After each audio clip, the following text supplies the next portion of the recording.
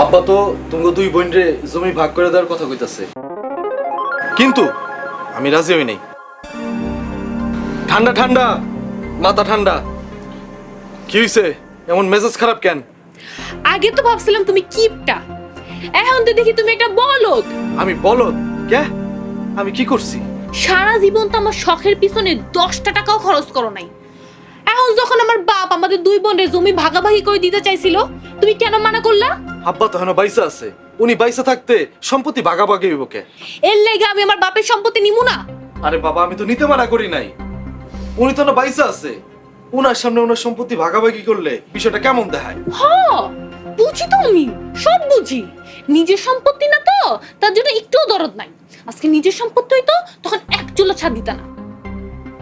আর তুমি আমার বোন রেছেন না, আমি না থাকলে ও বাবারে উল্টা পাল্টা ভুলায় ভালায় সব ভালো ভালো জমি লয়াল।